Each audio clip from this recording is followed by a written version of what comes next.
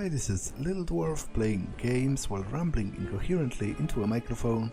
Why? Well, just because I can, and I continue with Arcanum of Steamworks and Magick Obscura, Blind. Now, I'm still here in the library of Tulla, and in fact, I just noticed that I overlooked a bunch of books, so again, this episode might very well be just reading books. In case you're not interested in that, you can see the timestamps in the description to see the point at which I will end. But it might very well take the entirety of this episode, depending on how long they are and how much do I feel the need to comment on them.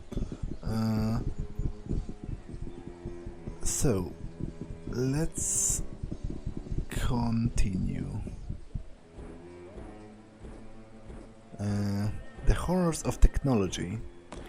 Upon my introduction to the power of technology, an account by Samuel Jason, Esquire, it was a certain amount of trepidation that, many years ago, I accepted an invitation to attend a demonstration of various advances in the field of technology, an event that was taking place at one of Tehran's great institutions of learning. I have always believed myself to be a traditionalist, more inclined toward the admiration of the ancient magical arts than to the great leap forward in science, manufacturing or industry.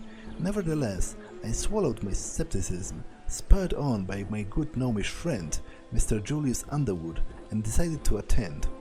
Underwood and myself arrived at the venue for the demonstration by carriage, and after presenting our invitations to the hulking half-ogre at the door, we were led along wood-paneled corridors to a small lecture theatre.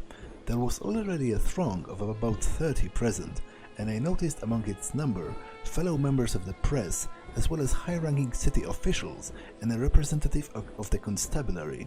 In the center of the circular theatre, upon a slab, what appeared to be a cadaver, shrouded with a cloth. This apparition filled my already nervous mind with further apprehension, and I said as much to my companion. Underwood, however, merely chuckled to himself and advised me to take one of the glasses of the excellent halfling wine that were being proffered by a servant. He had already consumed two himself and was halfway through the third. I took his advice. Indeed, the wine was of superior quality, and turned to see Dr. Robert Harroway enter the room, followed by another servant laden with various bottles and vials.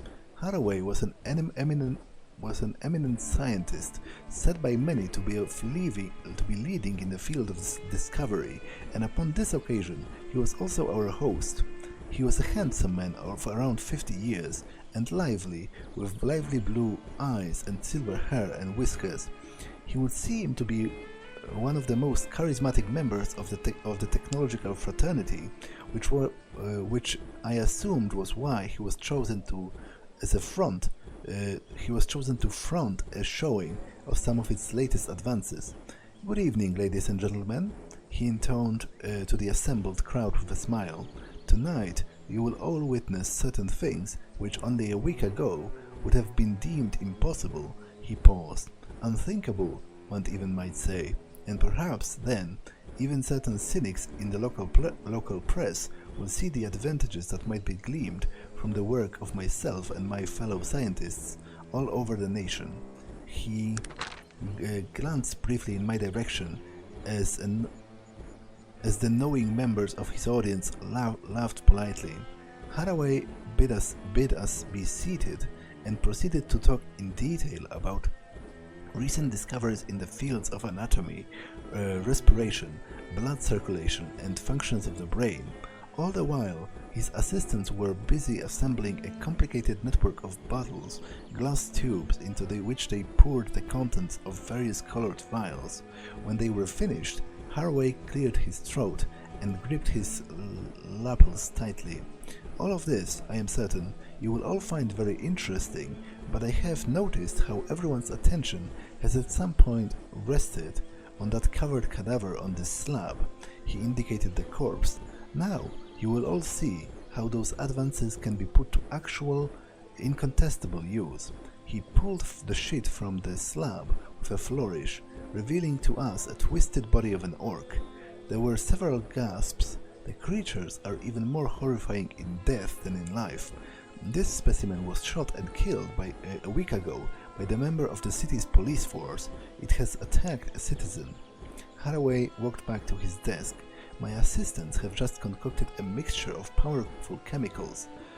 These we have extracted from other corpses and even other living orcs and humans. Some we have created almost completely ourselves. While he said this, Haraway's assistants connected the final concoction that he had mentioned to a large needle, which was then inserted into the orc's arm. Haraway then lit a burner underneath the liquid and stood back. This, he said gravely, is not magic, I assure you. As the liquid began to boil, the orc's complexion seemed to change. Was it just myself that noticed this? Underwood, besides me, looked on transfixed. After about 10 minutes, I saw the corpse's eyelids flicker. The awful event was noticed by others, as more gasps, louder this time, went around the audience. Suddenly, the creature sat upright and looked around. Its eyes were red and terrible. Behind me, a woman screamed. Underwood grabbed my arm, and I was grateful for the contact. "Do not be afraid, my friends," laughed Haraway. "This orc is almost completely brain-dead. It cannot harm you. Observe." He walked closer to the body. The head turned towards him. "Hello there," Haraway said breezily. "Good day to you, and welcome back." Without warning, the orc bellowed and swung its arm around, taking its claws across Haraway's face. The crowd recoiled in a complete chaos and disarray now. Haraway staggered back, shocked and bleeding, his mouth agape as the orc began to move itself off the slab towards the man that had given it unholy and unnatural life. Before it would strike again, there was a sharp crack from the back of the theater, and the creature's chest erupted in a plume of red as a bullet ripped through its reanimated heart. It fell back on the slab, dead for a second time. I turned to see a grim-visaged police officer holding a smoking gun. Haraway, howling as tears streaked down his now scarred face, was led away by his assistants. It had not been a successful demonstration that he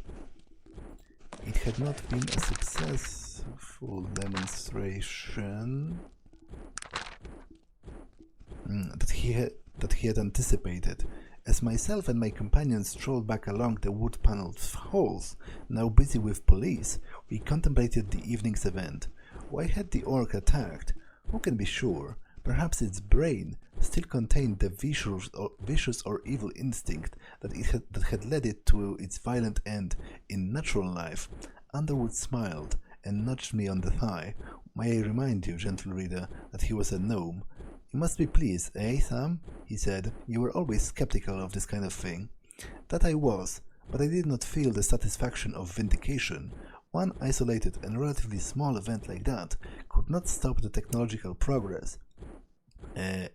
It sped on powerfully, like one of the steam trains to which it had given rise. Tonight's occurrence was no more than a matchstick placed on the rails. It was even more fearful. I was even more fearful of what the future held. Dr. Haraway, if you are curious, never worked again.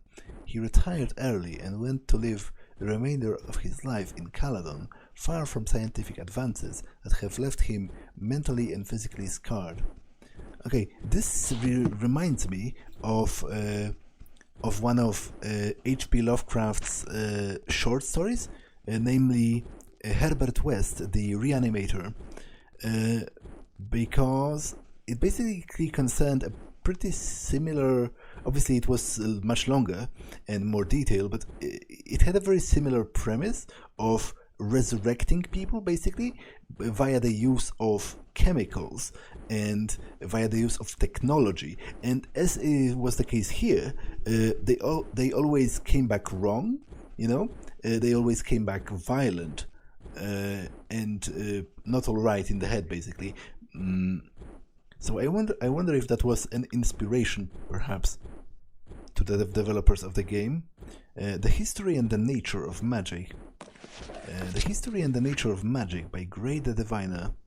I leave in this tome the full account of my research into the annals of the magical history, which others of my order have wished to suppress.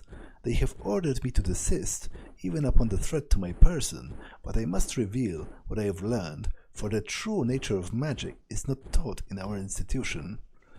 Much of the impetus for my research stems from the field of numerology, who cannot but notice the power of 4 at work in our accumulation of knowledge, the 4 skills in the 4 groups, the 4 basic mental and 4 basic physical traits, and of course the 4 and 4 colleges of spells. The repetition of 4 at the most rudimentary level left me to wonder why each college had only 5 spells. Should they not have 6, or unthinkably 16? No, should they not have 4, or unthinkably 16? My colleagues were at first disinterested in my research. Magic is eternal and unchangeable, they said. There has always been and always will be 5 spells in each college, they said. But as I delved into the forgotten tomes and communed with spirits from remote times and distant places, my colleagues grew angry and then fearful. Leave the subject be, they said. They warned me, but my order is devoted to the discovery of the arcane, the hidden treasures of knowledge that contain the basis of truth. So here is what I found. Uncountable millennia ago, there were 8 levels of spells, not the 5 that are achievable today. Records from those long ago eras are fragmentary at best, but authors of some of the ancient texts mention spells such as mass resurrection or eternal flame as magic that was used by their forebears but are no longer functioning. Contrary to the common opinion, as magic wanes, it is the most powerful spells that lose their effectiveness. These spells seem to rely on the malleability of natural law more than their weaker cousins, and as magic wanes, natural law becomes more rigid, and those powerful spells begin to fail.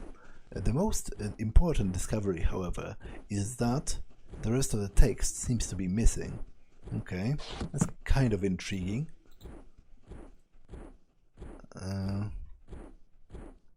That's kind of intriguing. Poems of Eiloch. Sitting while she dances. I see elven beauty touch the sun, and it rests in the nape of her neck. She is shadowy form against the blue beyond, and where she is not, she glows. She spins suddenly, whirling in the world, but in my heart, as slow as delicate as warm summer evenings amidst the branches of our home. Teacher, I come to tell you of what is right in the world and of what is wrong. I come to tell you of all the power that man has and all the ways he can give it away. I come in the dark of night with the lantern to guide you into a cave where I will blow out the light to see if you can retrace the steps I showed you by memory, if you can, distinguish night from the cave. Distinguish night from the cave to tell when it is over. Okay, I'm not a fan of those poems. Like, obviously, I guess that they were not ever intended to rhyme, because obviously not all poems have to rhyme. In fact, some of the most well-known poetic works of history, for example, the ancient Greek, the ancient Greek epics by Homer, like the Iliad, for example. The Iliad doesn't rhyme. It's written in hexameter, I believe. It has to do with the number of syllables. So it has a rhythm of sorts, but it has no rhymes. But I myself have a weakness for rhymes. I really like rhyming poetry, and in fact, there have been over the years many translations of the Iliad, and some of them do rhyme in translation, and I happen to enjoy them quite a lot. Okay, Varroman, do you have space? Kind of. A response to the Soot of the Gods. And now, the Soot of the Gods was a book that I've read a bunch of episodes earlier in Tarant, and it posed the idea that that the side effects of technology are good because because they are annoying or possibly dangerous, and as such they provide a motivation to improve the technology to get rid of them. And it poised this opinion, using Soot from the Factories of Torrent as an example. So let's read that. Soot from the gods, a blessing or a curse? I write this in response to the writing of Sir Amaklukan, in the hope that I can make a worthy contribution to this debate. I shall not try to refute the logic of Sir Lucan, as I have received no schooling in the esteemed art of argumentation, but I shall instead try to show another perspective on the magic versus technology debate. As Sir Lucan has shown in his logical paper, whenever magic and technology, or nature as he in my opinion wrongly calls it, work in close proximity to each other, unforeseen consequences arise. The effects may cancel each other out, or one might work and the other fail, or expected results might be warped because of the opposite natures of magic and technology. I understand full and well why Sir Lucan refers to technology as nature, since technology depends upon and utilizes the naturally occurring laws of physics, gravity, chemistry and the like.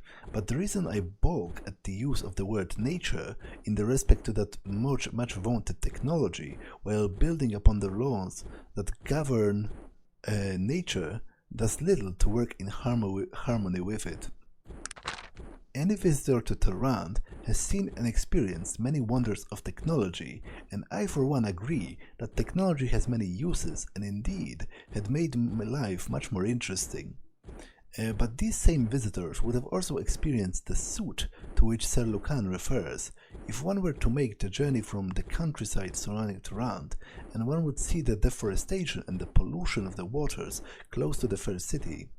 With these things in mind, it becomes clear that technology, though it has brought some good to our world, has also brought some evils. The polluting of the skies and the waters are in themselves bad enough, but what of the felling of the whole forests? It saddens me to see that short-lived humans, who make up half of my heritage, because this guy is a half-elf, half of my heritage, disregard the need of their own descendants, to so easily fell the forests so that their children and grandchildren may have to travel far distances to see the grandeur that only a grand forest can possess. My elven heritage lets me know the land and its suffering, and I know that a force that does this to the land cannot be purely a blessing. The magic-technology conflict had another frightening consequence should technology reign supreme, as Sir Lucan predicts. From perusing the works of John Beddoes, it is clear that many of the races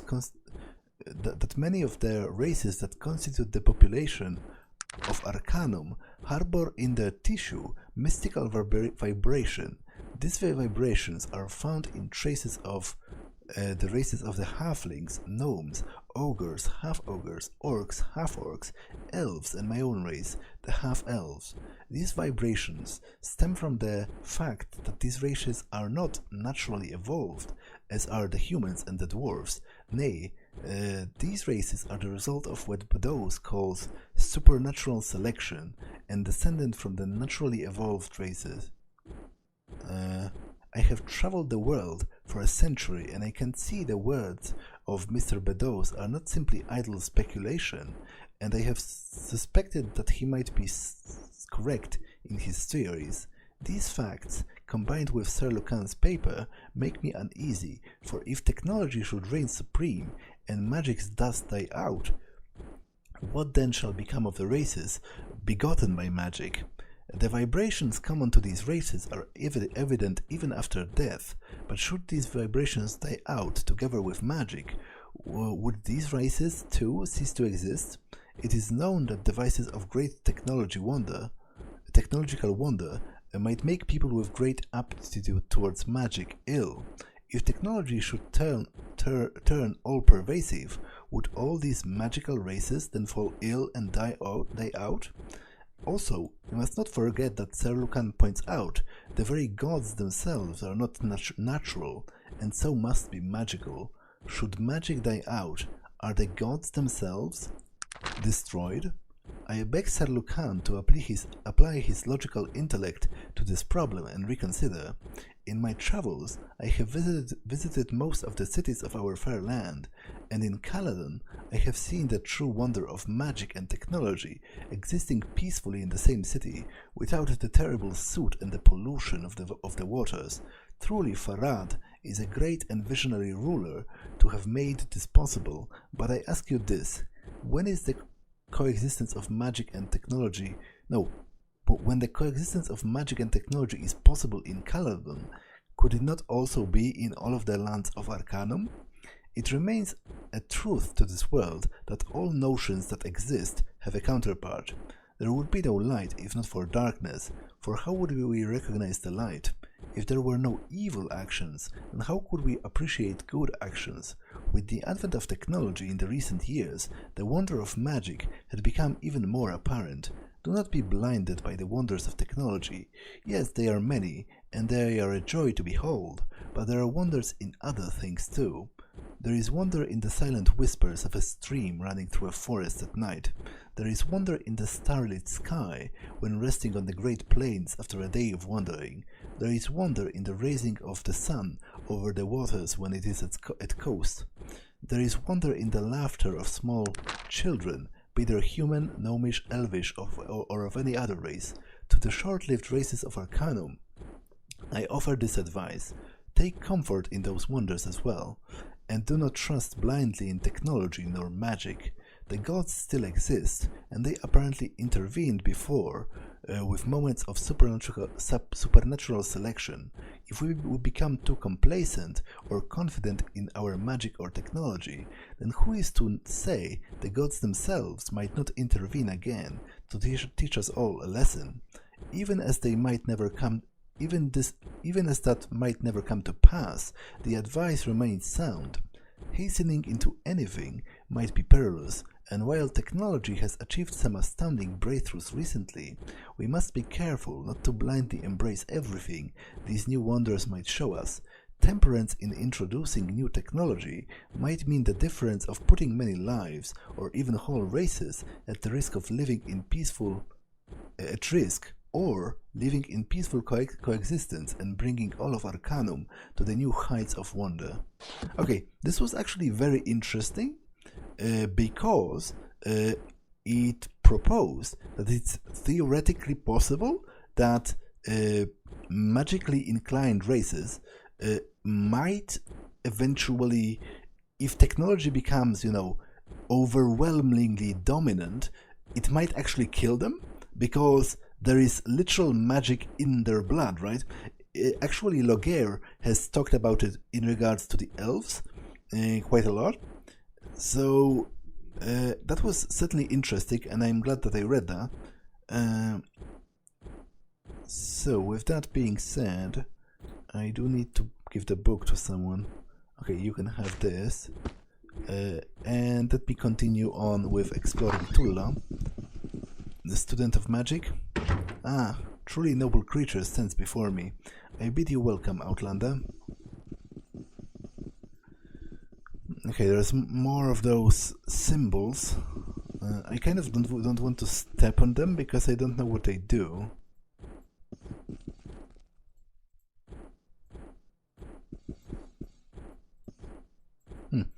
Theoretically it says unlocked, and yet I cannot enter, so I wonder if it has to do with the symbol itself. It's the same here.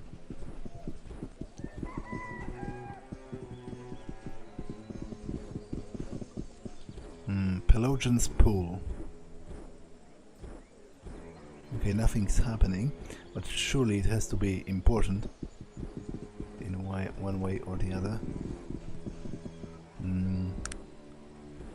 Okay, there are more buildings this way, so let's check them before checking this obvious palace of some sort. But it seems all of the buildings are closed. Welcome, we are honored to have the pure of heart visit us here in Tulla. What about this? Tulla, student of magic. Ah, a truly noble creature stands before me. I bid you welcome. Okay, so these are sleeping quarters. For the students, perhaps? Okay, there's someone here. Tulla, student of magic. Truly noble creature stands before us. A truly noble creature. Truly noble creature. Okay. So there's nothing else to do, so I guess I will just go. To here.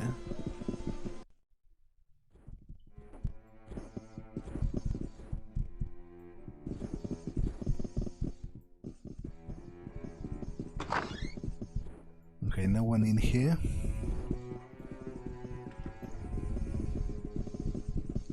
No one in here either.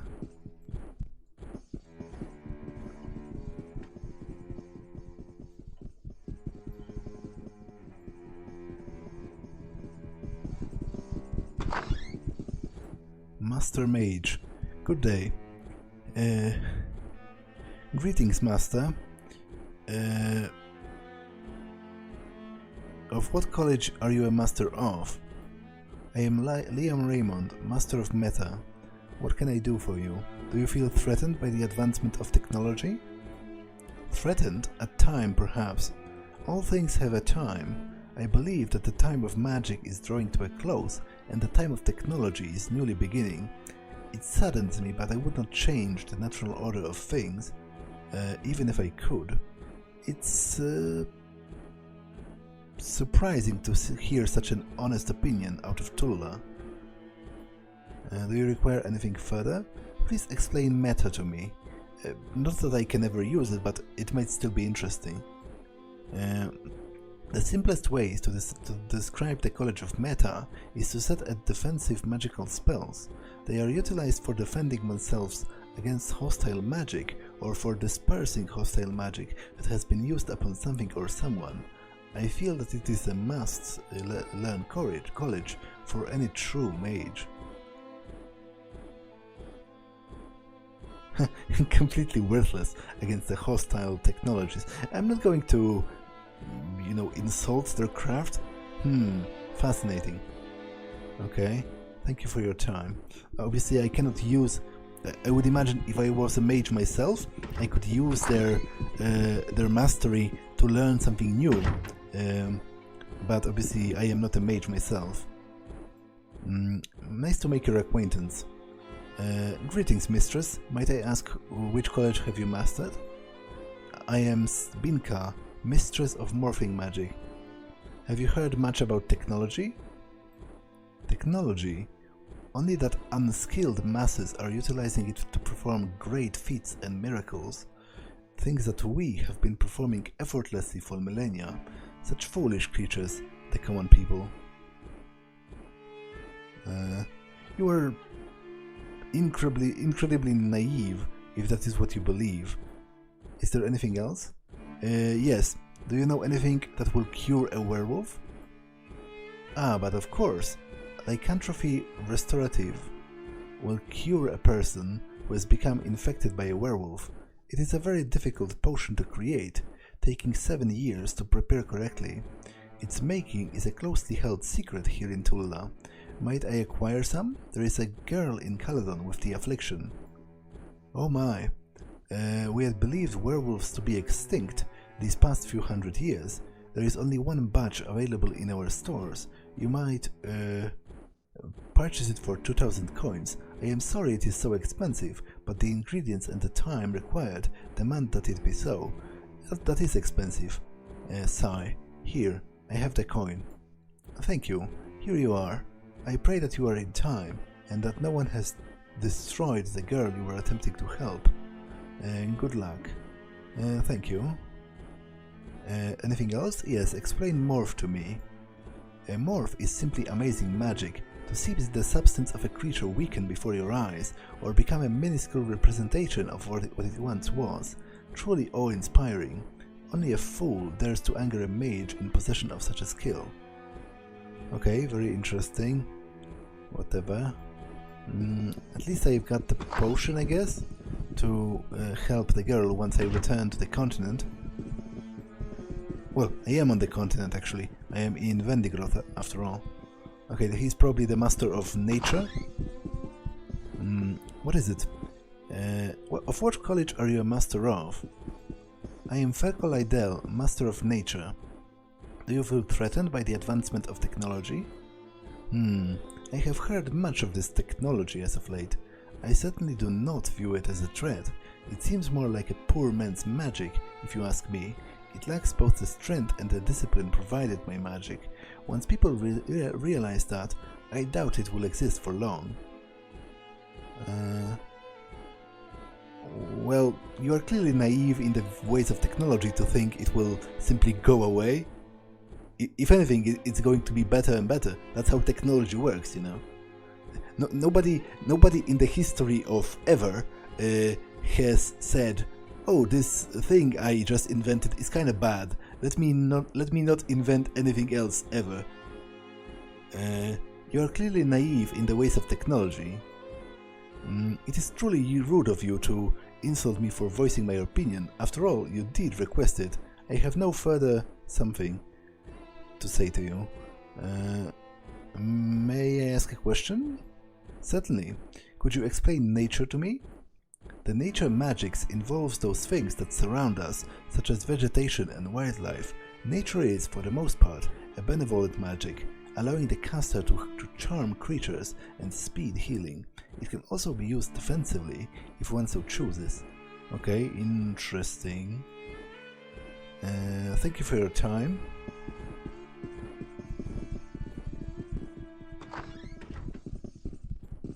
What do you want? Greetings, Master. Which college have you mastered? I am Dari, Master of Necromantic Black. Do you require something? Do you feel threatened by the advancement of technology? Threatened? Ha! What do I have to be threatened with? I, who upon a whim, can control the very people who create those disdainful contraptions. No, my friend, that madness will certainly pass. You have much to learn if you think, if that is what you truly believe. You are clearly beneath my intellect. Enough of this banter with riffraff. Away with you. Yeah, I have a question. Can you explain Necromantic Black to me? Necromantic Black deals with the harm and control of both men and beasts through magic. It is the most powerful form of magic, even transcending the boundary between life and death. It is not a magic to be trifled with. Okay, very interesting. Require anything further? I do have spells to study, you know. No, thanks for your time.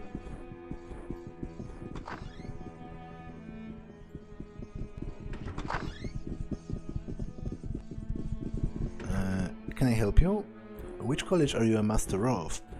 I am Bliko Gravin, master of Necromantic White. How may I aid you?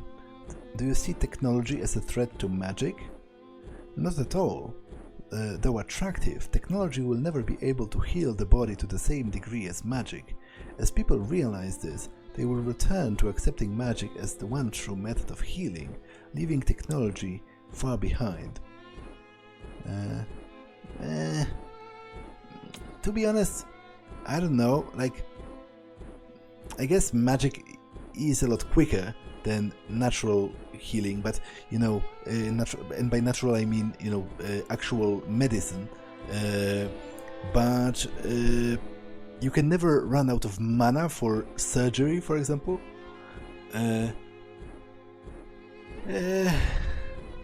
Interesting opinion, I guess. I don't, like, this one, out of all the people, I feel like he might have the most point, because indeed, you know, there isn't much practical difference between a fireball and a cannonball, but there is quite a lot of difference at this stage between magical healing, which is instantaneous, and medicine, which obviously speeds your recovery compared to doing nothing, but obviously it still takes a lot of time to heal, even after your wound has been properly dressed and, you know, sutured or something. Interesting opinion. Do you require anything further? Please explain Necromantic White to me. The College of Necromantic White uses magic to perform instantaneous healing. It is a magic of unparalleled power, as it can overcome the frailties of a mortal body, even conquering death. Okay, interesting. Ever heard of medicine? Interesting. Do you require anything else? Nope. Thank you for your time.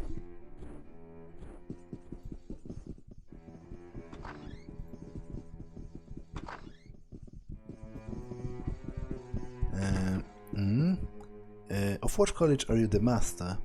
I am Dr. Demongardi, Master of Phantasm. May I clarify any questions you have? Do you feel threatened by the advancement of technology? Threatened? Hardly. Someday soon, the darkness within the minds of the technologists will be dispelled. Then they will remember that true strength flows from the ways of magic, as it has always been and ever shall be. Only an uneducated fool could say such a thing. Do you require anything further? Yes, explain phantasm to me. Phantasmal magic alters the perceptions of others throughout the force of your will. It is surprising how many are vulnerable to the slightest mental suggestion. Okay, interesting description. Let's go. No, nothing else.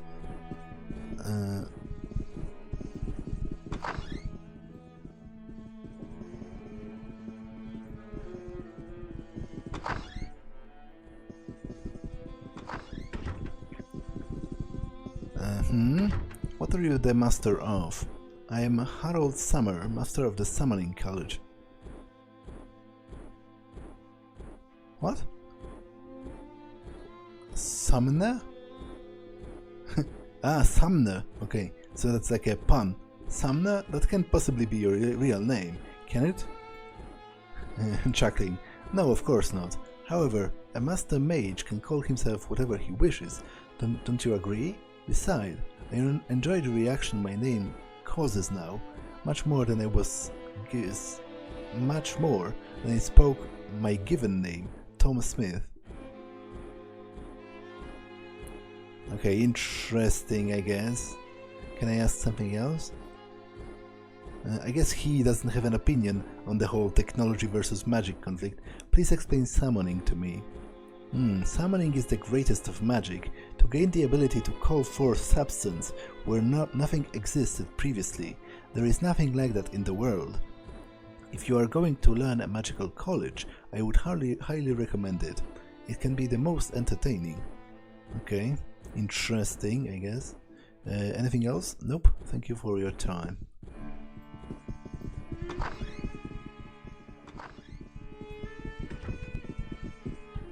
What do you want?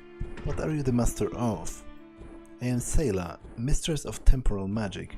How do you feel about technology, madame? Technology, it is an insignificant movement among the lesser races. I have seen nothing from these technologists that would even begin to compete with my abilities. It is nothing more than a passing fancy. You are naive if that's what you believe. I have no time for ignorant fools. Goodbye. Might I ask a question? What do you need? Please explain temporal to me. The temporal magic consists of those spells that distort time and the effects time has on creatures. It is an extremely difficult magic to perform correctly, requiring immense concentration and the strength of will. Only the most dedicated students will be successful in temporal. Given a bottle or two of wine, I can distort time as well. No, thank you. No, something else? Nope. Thank you for your time.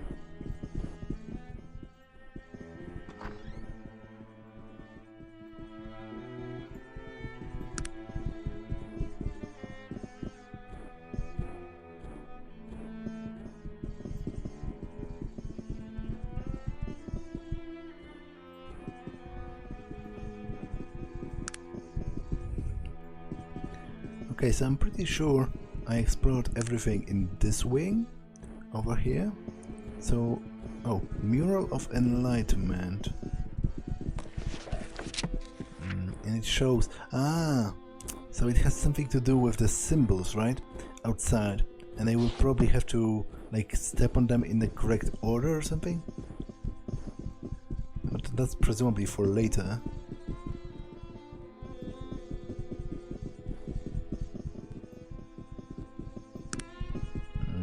And I guess this is where the rest of the masters reside. How do you do? Might I ask which college have you mastered? I am Edgar Gerald, master of the Mental Spell College. What do you think of technology, sir? It is a frivolous waste of time, if you ask me. I cannot fathom the fascination that technology holds for so many. Magic is clearly the more powerful tool. Oh well, it is said that a fool is born every moment. I take offense at being called a fool, mage. You asked for my opinion, but don't take such offense, and you are given just that. Goodbye. I have a question. Please explain Magical College of Mental to me. Certainly. The Mental College deals with manipulating the mind of another person or even beast, incredibly useful against an adversary. The power of mental can be quite intoxicating. It is an easy power to abuse. Okay, interesting form of magic. Anything else? Nope, thank you for your time.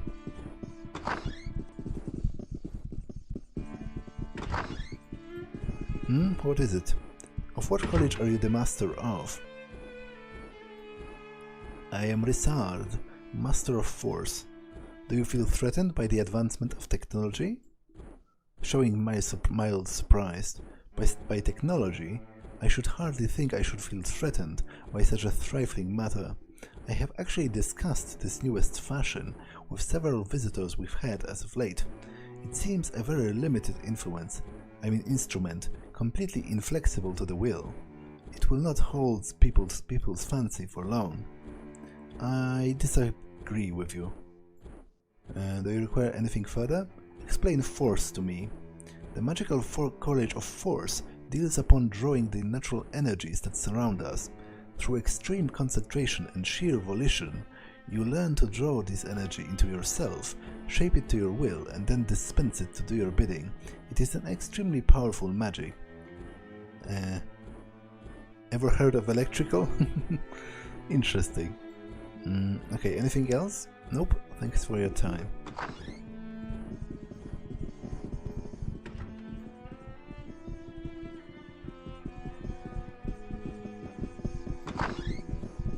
What do you want? Pray tell, who are you? I am Vedaix, master of hydromancy. Hydromancy? The magic pertaining to the purest of elements, water. You must be the wanderer. How did you know that? He begins to pace, his arms folded behind him.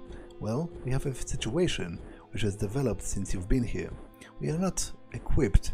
There is a good reason we only accept students who are of very young age, or those that have led sheltered lives.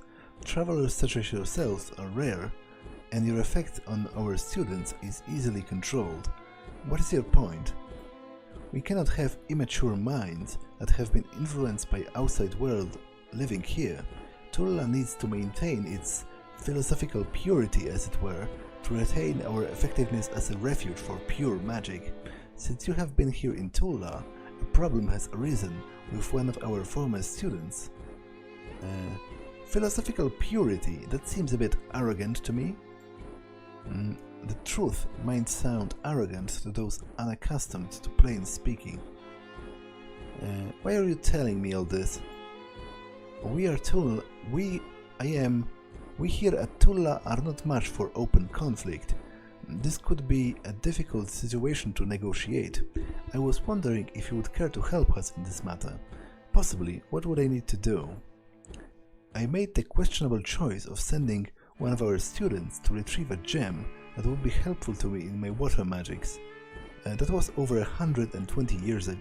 No, days ago. Years ago would be, a little too much perhaps. Do you want me to try and find him? He sighs. There is no need. He has returned and is waiting at the front gate. But he has been gone too long. We cannot possibly allow him to return to... Frig. Okay, I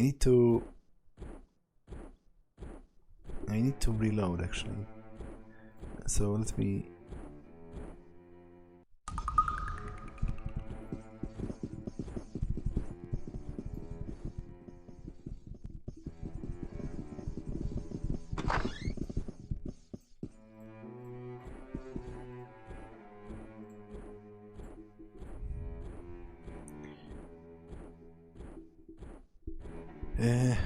He sighs. There is no need. He has returned and is waiting at the front gate, but he has been gone too long. We cannot possibly allow him to return to his studies here. He has been contaminated by the outside world. By the gods, he is even wearing technologically enhanced armor. As I said, we are not much for open conflict. What we need you to do is meet with him and convince him to give us the gem and then leave peaceably. This is no longer a place for him. I will give you a robe of fire resistance in consideration for your help in the matter. I don't think this is right for you to do after what he did for you. Yeah, because they want the gem? If they just said to him that he can go away, then I guess he could just keep the gem as payment for being treated so harshly. But obviously they want the gem, and then they want to boot him anyway, which I definitely think is not right. I do not think it is right for you to do after what he did for you. The light of reality is a harsh one. The purity of the school here in Tulla must be maintained. Albert knew the risks when he volunteered. And what if he becomes violent? My only concern is the retrieval of the gem. Okay, I will say I will do it, but I will talk with him and maybe just convince him to leave altogether. It would serve them right. Alright, I will return with the gem.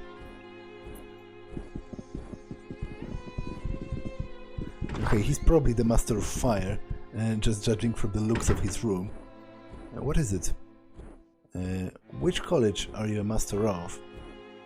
I am Nafta. Nafta? I guess that's a pun as well.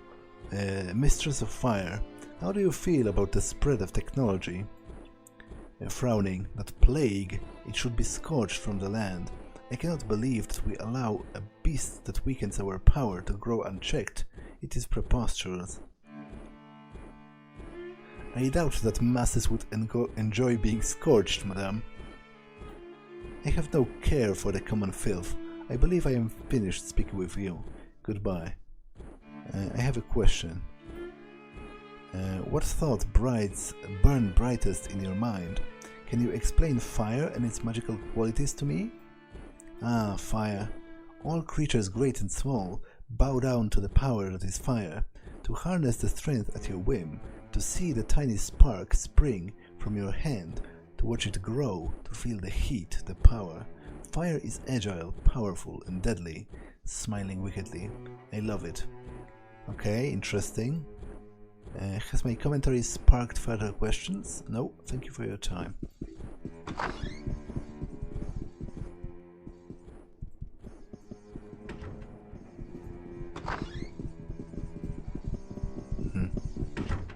There's apparently no one in here.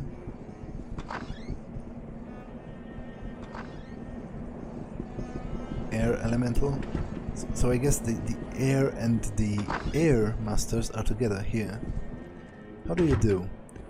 Which college are you the master of? I am Adoterin, master of earth. How may I be of assistance? Do you feel that the proliferation of technology is a threat to Tulla? Appearing surprised. A threat? Nothing as insignificant as technology will ever be able to threaten the great city of mages. No, you will find no fear of passing fancies here. You are naive if you believe such things. Do you require anything else? Explain the College of Earth to me. The College of Earth deals with the living force that emanates from the land beneath our feet. We gather this force unto ourselves, bending it to our wills and driving it to act as we command. For those who excel in their studies, the very stones spring to life at their bidding. Okay, intriguing. Require anything else? Nope. What do you want? Of what are you a master of? I am Velken, master of air. Do you feel threatened by the advancement of technology? I have seen no technological equivalent to rival the power of air. Threatened? Not in the slightest. I pity the common man. He is being duped by charlatans, displaying such base tricks of no substance. I doubt the masses are in need of your pity, mage. Please explain the College of Air. The element of air surrounds our beings at all times. It is unseen, yet the most awesome force in nature.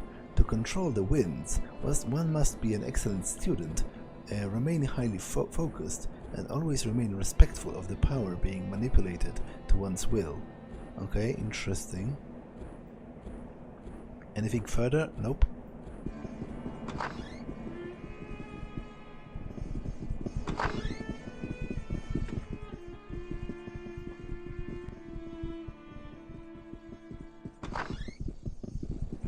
I do not have time for your ilk. Rather rude for a master. Who are you, anyway? I am Miss Cassandra Johnson, Mistress of Divination. Do you feel threatened by the advancement of technology? Threatened? Oh, no. Please recall, sir, that the immeasurable force we call magic has been with us since the dawn of time. This new technology is merely an accidental attitude. In time, you shall see history is recorded as inconsequential. Yeah, you are naive if you believe that, especially seeing how you live in the middle of Vendigroth, which used to be, from what I've heard, a pretty technologically advanced civilization. Although I guess it was destroyed by a mage, so that might be, that might be a point in the favor of mages in this debate. But still. Anything further? Explain divination to me. The magic of divination allows us to see that which others cannot see, to look beyond what is physically represented and see the truth. Okay, interesting. Anything further? Nope. Thanks for your time.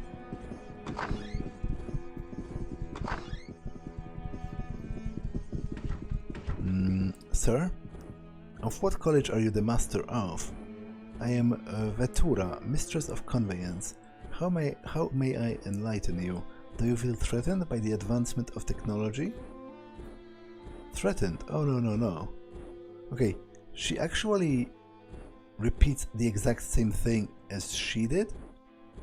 Recall, sir, that this immeasurable force we call magic has been with us since the dawn of time. You are incredibly naive if that is what you believe. Please explain conveyance to me. Conveyance is the movement of bodies or items by force of will alone. It is extremely advanced magic, demanding immense concentration to perform correctly. I don't need to concentrate to use a train. You should try it. Interesting. Anything further? Nope. Thanks for your time.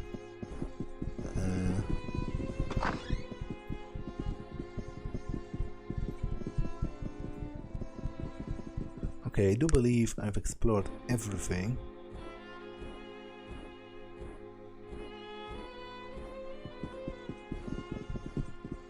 There is no one here.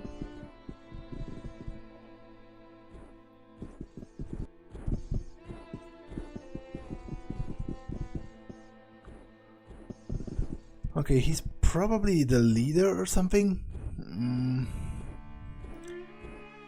But do I want to... Yeah, I think this episode has been long enough. I'm going to pause here, save, and end it for now. That's all for this one, and I will see you in the next one. Bye!